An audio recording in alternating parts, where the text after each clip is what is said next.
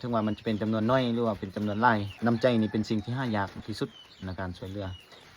สบายดีเด้อ FC ทุกคนสบายดีตอนเช้าเนาะมื้อนี้เราจะมาขอบใจเนาะเศร้าบุญโฮมทางบ้านละท่านคือเก่าเนาะเขาเจ้าได้โอนมาช่วยพอบิ๊กเนาะเป็นจำนวนนั้น200,000 กีบที่เพิ่นโอนมานะแต่ว่าตอนนี้เพิ่นได้โอนมาแล้วเนาะเดี๋ยวจะเอาขึ้นให้นี่คนนี้แหละเนาะคนนี้แหละที่เขาเจ้าโอนมานะบ่มีหยังเนาะตอบบุญได้คุณมีแต่คำอวยพรแล้วเนาะเพราะว่าเราก็อยู่ใกล้นี่อยู่ใกล้ก็บ่ได้ไปรับทันทีแต่สามารถโอนมาได้เนาะจังได้ก็ขอให้มีสุขภาพแข็งแรงเลยเนาะผมเจ็บผมอยากจะได้คนไข้มีอะไรเนาะร่ำรวยตลอดปีแล้วก็ตลอดไปตึม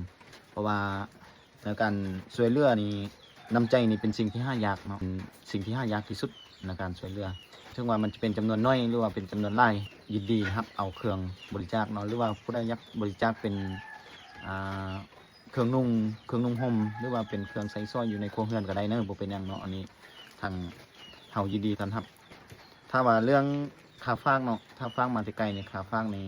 ถ้ามีเงินกองทุนนี่เฮาก็สิจ่ายเองแต่ว่าตอนนี้สำหรับค่อยนี่ยังบ่มีเทื่อนะก็เลยรบกวนให้ธรรมดา FC แหละเนาะพ่อแม่พี่น้องทุกคนแหละที่อยากจะช่วยเนาะถ้าว่าฟางมาไกลก็เป็นคนที่ได้ใจายค่าฟางกันเอง